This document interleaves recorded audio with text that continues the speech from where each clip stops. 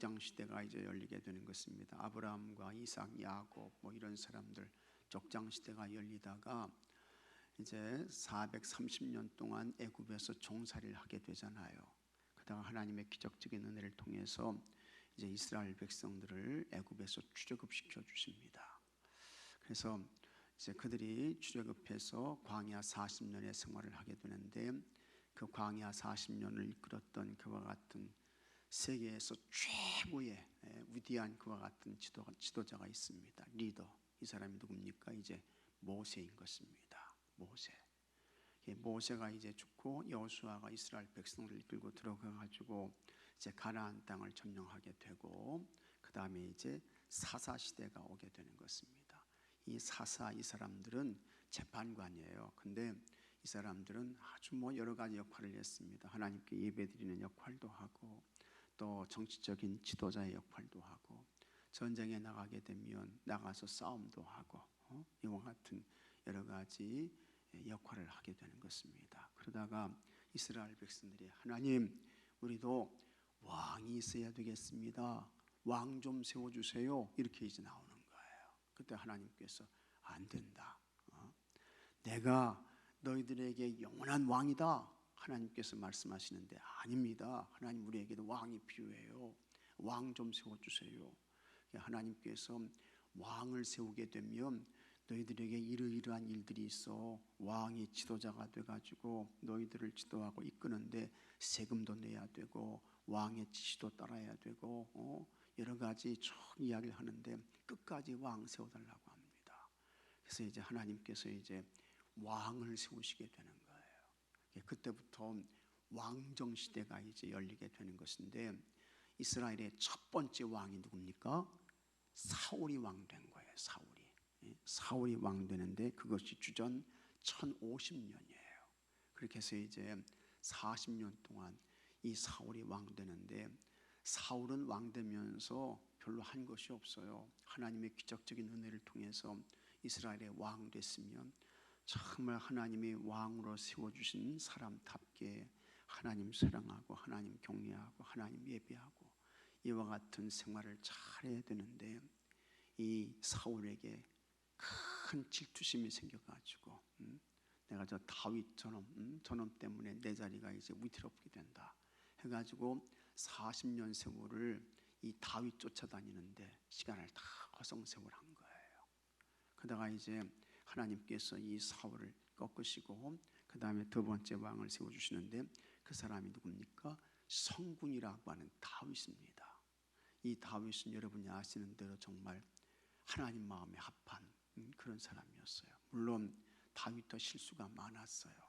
그래서 뭐 바세바 간음 사건이라든가 또 뭐 인구 조사라든가 여러 가지 압살롬의 반역을 받았다거나 뭐 이런 여러 가지 어려운 일들이 있었지만, 그러나 그때마다 그는 하나님께 회개했고 하나님의 도움과 은혜를 구하며 하나님을 찾았고 끝까지 하나님 떠나지 않았고, 그래서 이제 이 다윗은 정말 하나님이 기뻐하시는 그와 같은 왕이었습니다. 그리고 놀랍게도 예수님이 다윗의 혈통에서 오게 되시는 것을 우리가 보게 됩니다. 그래서 다윗이 1010년의 왕이 돼가지고 970년 동안 이제 통치를 하게 되는 것입니다. 그러다가 그의 아들 솔로몬이 이제 이스라엘 나라의 세 번째 왕이 되는 것인데, 이 솔로몬은 출발은 좋았어요. 그래서 여러분 아시는 대로 이제 1000번제 기브온에서 1000번제를 드리잖아요. 하나님께서 그것을 기쁘게 받으셨잖아요. 하나님 찾아오셔가지고 야, 내가 너에게 뭐 해줄까? 하나님께서 말씀하시는 거예요. 너는 부귀도 구하지 않고 너의 영화도 구하지 않고 참 이 하나님이 맡기신 이 나라 이 백성을 어떻게 다스릴까? 지혜를 내가 구하니 참 내 마음에 참 맞다 해가지고 하나님께서 구하지 않은 부도 주시고 영광도 주시고 이제 그랬는데, 그렇다고 하면 끝까지 잘해야 되는데 이 다윗이 저 솔로몬이 그렇지 못했어요. 그래서 많은 여성들을 가까이 하게 되죠. 이 솔로몬이 가까이 했던 그와 같은 여성이 숫자적으로 몇 명입니까? 1000명이라고 그랬죠. 1000명. 1,000명. 대단한 거예요. 그죠? 엄청난 거예요. 이렇게 많은 이방의 여인들도 들어오게 되고, 그러면서 하나님 신앙에서 점점 멀어져요.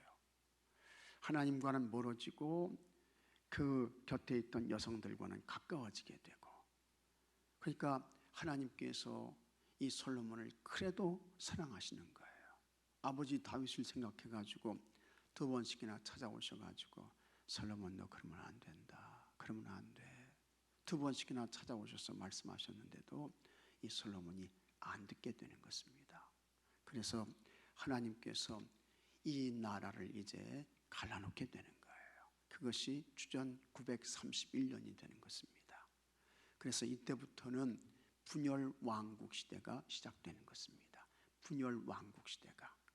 그래서 남왕국 유다, 북왕국 이스라엘 두 나라로 이렇게 이제 갈려지게 되는 거예요. 그러면서 남왕국 유다의 왕은 누구였느냐? 솔로몬의 아들 르호보암. 그 다음에 북왕국은 여로보암이 이제 통치하게 되는 것입니다. 이렇게 해서 이제 분열 왕국 시대가 시작되는데, 북왕국 이스라엘은 931년부터 722년까지 209년 동안 존속했습니다. 그래서 19명의 왕들이 있었다고 했죠. 그러다가 722년에 아수르라고 하는 나라에 의해서 이 나라가 이제 망하게 되는 거예요. 북왕국 이스라엘이 망하게 되는 거예요. 여기는 이제 10지파가 속했습니다. 그 다음에 남왕국은 유다 지파와 베냐민 지파가 속해 있고 이렇게 된 거예요. 그 후에 이제 남왕국 유다는 931년부터 586년까지 345년 동안 존속했고, 이 남왕국 유다에는 20명의 왕들이 있었어요.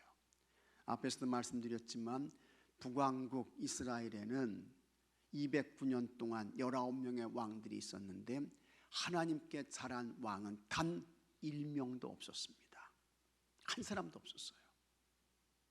이 나라가 이제 하나님의 심판을 받아서 아수르에 의해서 망해서 이제 없어지게 되는 그와 같은 일들이 이제 일어나게 되는데, 오늘 말씀은 북왕국 이스라엘의 멸망에 대한 말씀입니다. 북왕국 이스라엘이 왜 망하게 되었는가, 그 멸망의 원인이 어디에 있는가 하는 것을 말씀합니다. 성경은 우리에게 무엇을 말씀할까? 여기 북왕국 이스라엘 또 후에 남왕국 유다가 무슨 경제적으로 돈이 없어서 망하지 않았다, 정치적으로 혼란스러워서 망하지 않았다, 또 군사적인 힘이 약해서 망하지 않았다. 이제 이런 것들을 말씀하지 않습니다. 나라가 망하고 나라가 없어지고 사라지게 되고 포로로 끌려가고 그랬던 것은, 그것은 경제의 문제도 아니요, 정치의 문제도 아니요, 또 무슨 군사의 문제도 아니요. 하나님 신앙에서 떠나면 그 나라는 망하더라. 하나님과 멀어지게 되면 그 나라는 역사 속에서 사라지게 되더라. 포로로 끌려가게 되더라. 큰 고통과 어려움을 당하게 된다. 성경은 그것을 우리에게 말씀해 주고 있는 것입니다. 그래서 여기 북왕국 이스라엘도 마찬가지입니다. 왜 이 나라가 망하게 되었는가? 하나님 신앙에서 떠났어요. 우상으로 갔어요. 악을 행했어요. 불의와 부정과 불법을 저질렀어요.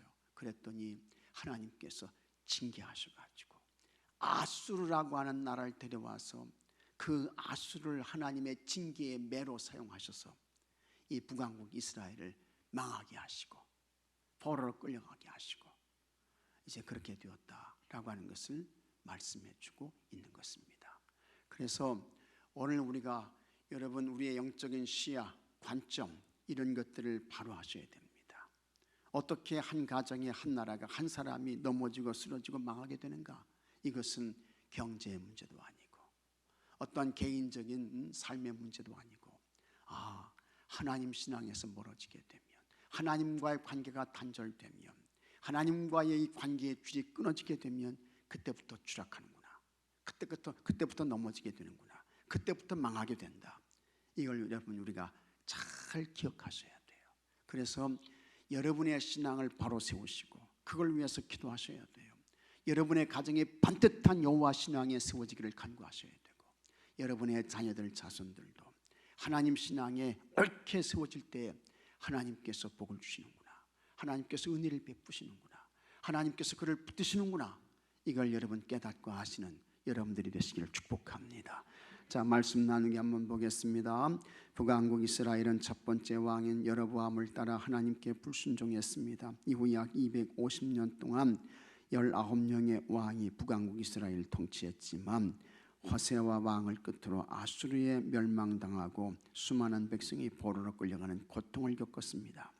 북왕국 이스라엘의 멸망은 그들의 끊임없는 죄악의 심히 노하신 하나님께서 그 땅에서 쫓아내신 것이라고 성경은 전합니다. 이게 성경이 우리에게 말씀하는 영적인 관점이에요. 정치 말하지 않습니다. 경제 말하지 않습니다. 군사 말하지 않습니다. 문화적 후진국이라서 그거 말하지 않아요.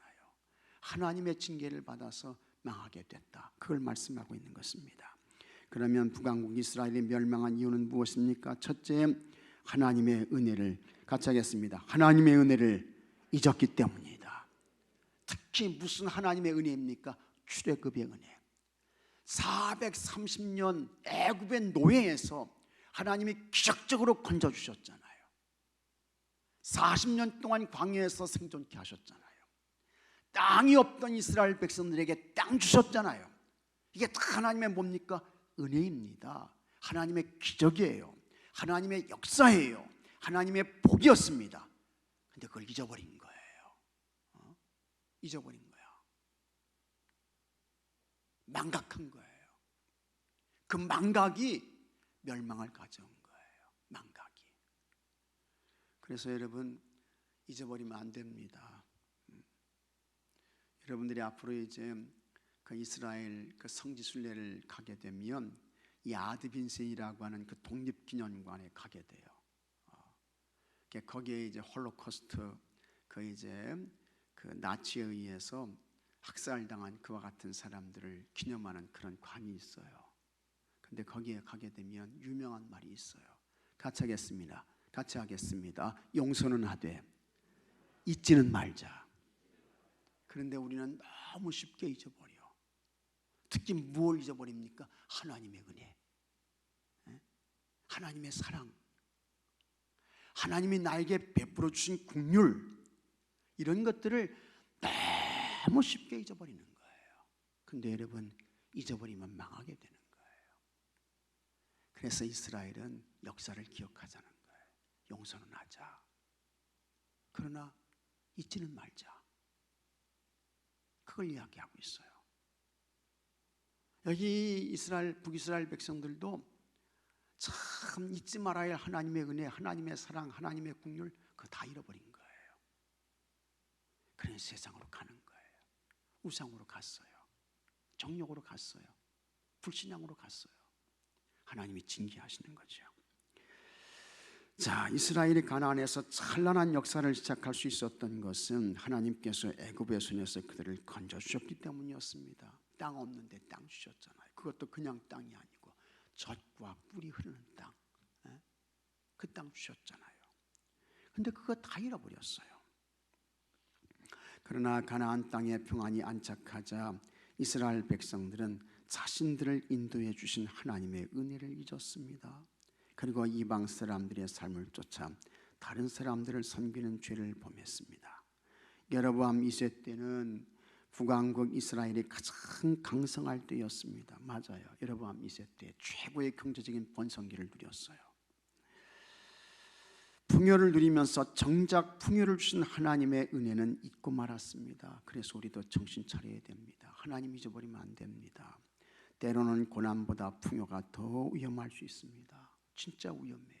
그래서 사도 바울은 이렇게 이야기를 했습니다. 선줄로 생각하는 자는, 같이 하겠습니다. 넘어질까 조심하라. 고린도서 10장 9절 말씀이에요. 선줄로 생각하는 사람 넘어질까 조심해, 조심해. 항상 겸손으로 살아 말씀하고 있는 것입니다. 언제 사람이 세운 거 넘어질지, 언제 쓰러질지 아무도 몰라요. 터키 여러분 7.8의 강진이 날 때 누가 알았겠습니까? 근데 우리나라에도 그런 지진이 안 나라는 법이 어디 있습니까? 백두산의 화산이 폭발하지 않을 거다 누가 보장할 수 있어요? 보장 못해요. 무엇으로 장담할 수 있겠습니까? 안 되죠. 우리는 다 힘들고 어려울 때는 하나님 살려주세요, 한 번만 살려주시면 하나님 잘할게요. 근데 한 번 살려주셨어요, 다 잊어버려요. 다 나을 때 된 거니까 나은 거고, 다 내가 잘해서 실력이 있어서 다 잘 된 거야. 하나님 다 잊어버려요. 세상으로 다 가요. 그런 사람이 여러분 한두 사람이 아닙니다. 한두 사람이 아니에요. 많이 봤어요. 한두 사람이 아니에요. 그래서 고난보다 풍요가 더 위험할 수 있다는 거예요. 고난보다 풍요가. 고난의 때 하나님만 바라보던 사람도 삶이 넉넉해지면 풍요와 평안을 주신 하나님의 은혜를 잊고 세상으로 눈을 돌립니다. 누구든 하나님의 은혜를 잊으면, 하나님에게서 떠나면, 하나님과 멀어지게 되면 여러분 언제 어떻게 북이스라엘에 닥쳤던 이런 일들이 일어날지 어느 누구도 장담할 수 없는 것입니다. 하나님의 은혜 잘 기억하시기 바랍니다. 감사로만 사시기를 주 이름으로 축복합니다. 하나님 영광 위에서 사십시오. 둘째, 하나님의 말씀을 듣지 않고 무시했기 때문입니다. 하나님은 북왕국 이스라엘이 하나님께로 돌아오도록 끊임없이 당신의 종들을 보내셨습니다. 이 사람들이 누굽니까? 예언자, 프로페시라고 하는 예언자, 이 사람들입니다. 일찍이 불의 선지자 엘리야와 능력의 종 엘리사를 보내어 하나님께로 돌아오라고 외치게 하셨습니다. 그 다음에 유명한 북왕국 이스라엘의 아모스 선지자, 호세아 선지자, 다 하나님께 돌아와야 된다, 이걸 외쳤던 그와 같은 예언자들이에요. 자식이 잘못된 길로 가면 부모가 눈물로 훈계하듯 하나님은 끊임없이 선지자들을 보내셔서 돌이켜 너희 악한 길에서 떠나라고 말씀하셨습니다. 그러나 이스라엘 왕들은 하나님의 말씀을 듣지 않고 무시했습니다. 그들은 목을도 곧게 하고 하나님의 말씀을 버리고 이방 사람들의 허무한 것을 쫓았습니다. 그래서 여러분 여기 이제 12절 이하의 말씀 보게 되면 쭉 그 내용을 말씀하고 있습니다. 여기 12절 말씀 한번 같이 읽어보겠습니다. 12절, 더 우상을 섬겼으니 이는 여호와께서 그들에게 행하지 말라고 하신 말씀이라. 그거 하면 안 된다, 하나님께서 말씀하셨어요. 14절도 같이 읽어보겠습니다. 그들이 듣지 아니하고 그들의 목을 곧게 하기를, 그들의 하나님 여호와를 믿지 아니하던 그들 조상들의 목같이 하여. 듣지 않아. 목을 곧게 하는 거야. 목을 뻣뻣하게 하는 거야. 안 들어요. 그 다음에 15절에 여호와의 율례와 여호와께서 그들의 조상들과 더불어 세우신 언약과 경계하신 말씀을 버리고, 그 다음에 버리는 것으로 끝나는 게 아니고 허무한 것을 뒤따라가는 거예요. 허망한 것 같은 것들을 따라가는 거예요. 바알을 섬기는 거예요. 하늘의 일월 성신을 숭배하는 거예요.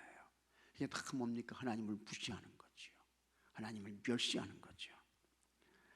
자, 이렇게 하니까 하나님께서 이들을 징계하시고 이들을 치시는 겁니다.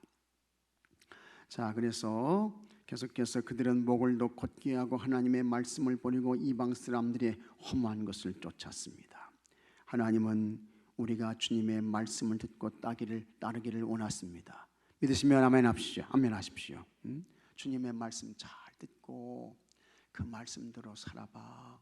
그걸 원하시는 거예요. 하나님의 말씀을 듣는 것이 가장 큰 지혜입니다. 하나님의 말씀을 잘 듣고 순종하는 것이 복된 삶을 사는 비결입니다. 하나님 말씀 잘 듣는 거, 그게 지혜 중에 지혜야. 지혜 중에 지혜. 그게 복된 삶이에요. 그 다음에 셋째, 잘못된 길을 계속 따라갔기 때문입니다. 이스라엘 왕들은 그들의 첫 번째 왕인 여로보암의 행한 죄에서 떠나지 않았습니다. 여로보암이 걸었던 불순종의 길, 우상 숭배의 길을 그대로 답습했습니다. 금송아지 숭배에서부터 하늘의 1월 성신을 경배하고 목술과 사술을 행했습니다. 거기서 멈추지 않고 자식을 불살라 제물로 바치는 제사까지 행하며 하나님이 가장 가증히 여기시는 악을 행했습니다. 한 번 길을 내면 다시 그 길을 바꾸기가 쉽지 않습니다. 믿음의 길에서도 먼저 믿는 사람이 어떤 길을 걷는가가 중요합니다. 자녀가 바른 믿음의 길을 가길 원한다면 앞장선 부모가 본을 보이며 살아야 합니다.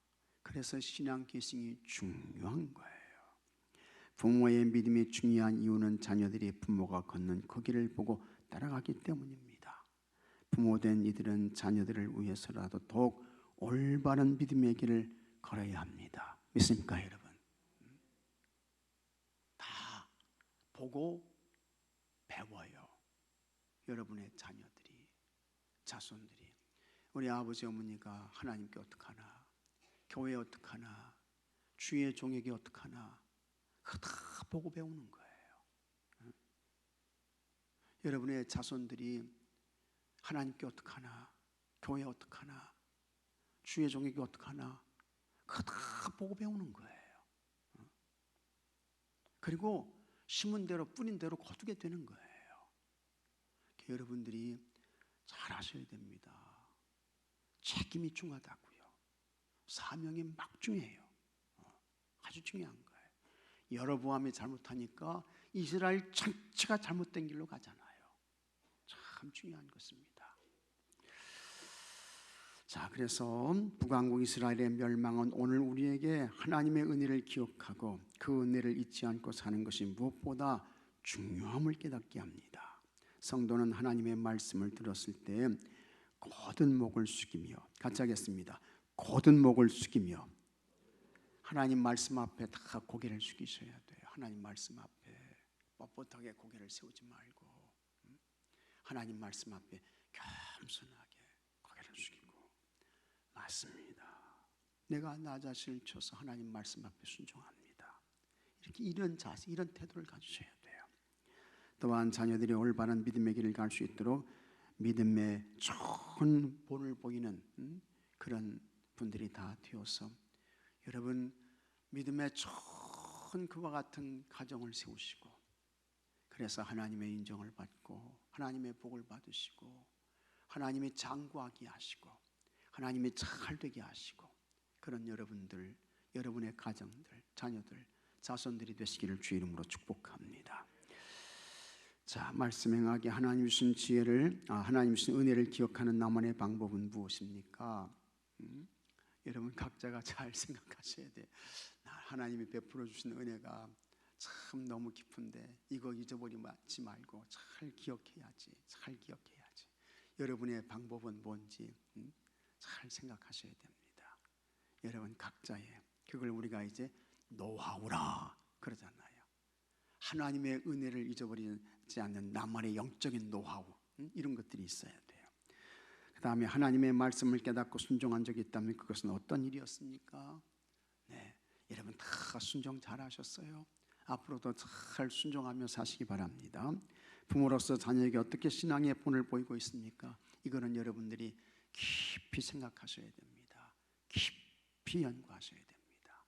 그리고 신앙의 본을 잘 보이셔서 믿음의 명문 가문을 이루시고, 그래서 하나님의 나라에서 빛나는 이런 여러분들, 여러분의 가정과 가문이 되셔야 할 줄로 믿습니다. 그 다음에 삶의 적용 심각하게 좀 생각하세요. 자녀에게 남길 신앙의 유언장을 작성하고 가족과 함께 나누어 봅시다 해서, 기회가 되시면 오늘 돌아가셔서 여기다가 한번 적어보세요.